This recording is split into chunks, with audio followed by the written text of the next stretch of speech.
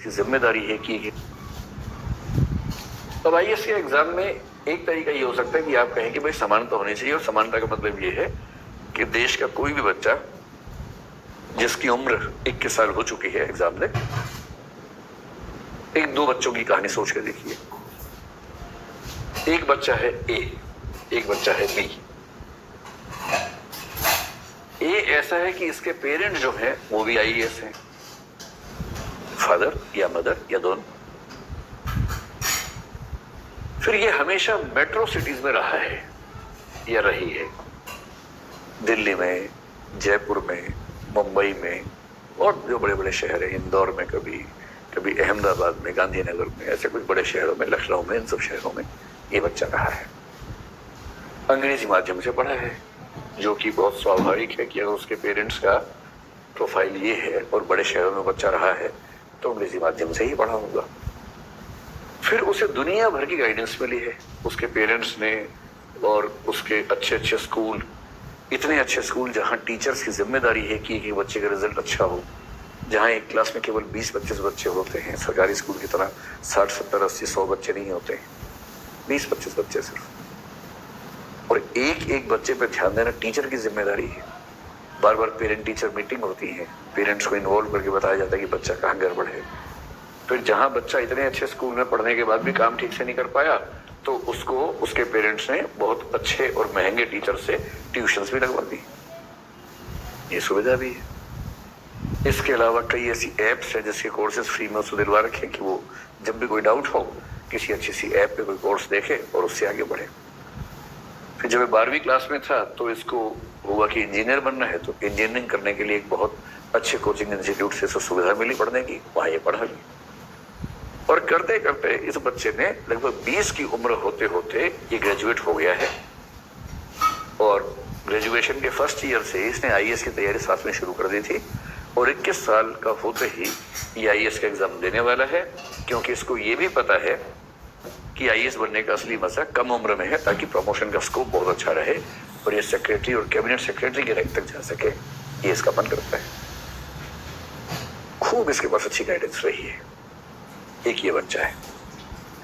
अब इसके सामने दूसरे बच्चे का प्रोफाइल देख लीजिए। बी बच्चा है, एक छोटे से गांव में इसका जन्म हुआ है। इसके जो दोनों पेरेंट्स हैं वो इलिटरेट हैं, अनपढ़ हैं। उनको बेचारों को सामान्य समझदारी है जीवन के बारे में, लेकिन काला अक्षर भैंस बराबर है। पढ़ाई का महत्व भी नहीं पता। जब बच्चा 7-8 साल का हो गया तो सरकारी स्कूल में चला गया, क्योंकि गांव में आमतौर पर बच्चे थोड़ा लेट एज में पढ़ाई शुरू कर पाते हैं। कोई सपोर्ट सिस्टम था नहीं। यहाँ से जो रीजनल लैंग्वेज होगी, जैसे मैं कल्पना करूँ कि हिंदी बेल्ट का है तो इसकी क्लासेस हिंदी मीडियम में होती थी, क्योंकि टीचर्स को भी हिंदी ही आती है, अंग्रेजी नहीं आती है। और अंग्रेजी आएगी तो ऐसा माहौल तो नहीं है कि सारे बच्चे अंग्रेजी बोल रहे हैं, तो ये बच्चा भी सीख ही देगा। टीचर बहुत पीटते भी हैं, पढ़ाने में बहुत रुचि नहीं है, सरकारी स्कूल में है तो कुछ छोड़ दे, आमतौर पर रुचि नहीं है। बच्चा स्कूल में कुछ ना समझ पाए तो उसके पास कोई अलग से गाइडेंस नहीं है। वो चाहे कि मैं ट्यूशन पढ़ लूं तो उसके पेरेंट्स के पास इतने पैसे भी नहीं, और वहां पर कोई ऐसा अच्छा टीचर भी नहीं है कि उससे ट्यूशन पढ़ने को उसको बहुत फायदा हो। कोई ट्यूशन नहीं, कुछ नहीं। एक साल बच्चा फेल हो गया। फिर बच्चा जिस कॉलेज में गया उस राज्य में, वहां यूनिवर्सिटी का सिस्टम बहुत लेट चलता था, और करते करते ये बच्चा करीब 24-25 की उम्र में जाके अगर हो पाया तो ग्रेजुएट हुआ। ये बच्चा 20 में ग्रेजुएट हो चुका है और साथ में आईएएस की तैयारी भी कर चुका है। ये 25 की उम्र में जाके ग्रेजुएट हुआ है गिरते पड़ते किसी तरह से, और इसके परिवार से कोई सपोर्ट नहीं है। परिवार लगातार कह रहे हैं कि छोटी सी नौकरी पकड़ लो और शांति से बैठ जाओ। इसका मन इस बीच में करने लगा कि मैं कुछ बड़ा करूं, और इसको लगता है कि मैं भी आईएएस के बारे में सोचूं। कुछ लोगों ने इसको कहा तो उसके मन में ये बात आ गई। इसकी इंग्लिश इतनी खराब है कि इंग्लिश का पेपर क्वालिफाई कैसे करेगा ये भी इसके सामने चिंता है। भाई इंग्लिश तो भारत में जो ग्रामीण क्षेत्र के बच्चे हैं, रूरल बैकग्राउंड के बच्चे हैं, उनके लिए तो आमतौर पर एक संकट ही है अंग्रेजी। उनको ठीक से नहीं आती, माहौल ऐसा नहीं मिला होता, और इंग्लिश क्वालिफाई की बिना आईएएस बन नहीं पाएंगे। तो इसको तो ये भी चिंता है। अब इन दो बच्चों के बीच में आपको तुलना करनी है। और ये तो गांव का लड़का अभी तक मान के चल रहे हैं, गांव की लड़की को मान लीजिए, तो इसके पढ़ने की संभावना और कम हो जाएगी, क्योंकि 5वीं क्लास के बाद लड़की स्कूल में पढ़े, यही कई पेरेंट्स को गवारा नहीं होता है। फिर अगर स्कूल, हाई स्कूल या कॉलेज गांव से दूर है तो वहां तक उसको भेजना, वो रहेगी कहाँ? लड़की हॉस्टल में रहे, ये तो और असंभव बात है। इसके लिए उसको अपने घर में क्रांति करनी पड़ेगी पहले, तब जाके बाहर जा पाएगी।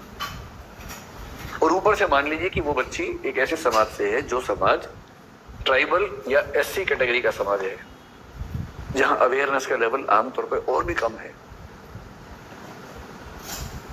अगर ऐसा हुआ तो मान के चलिए ग्रेजुएट होने की उम्र 25 से शायद और बढ़ जाएगी।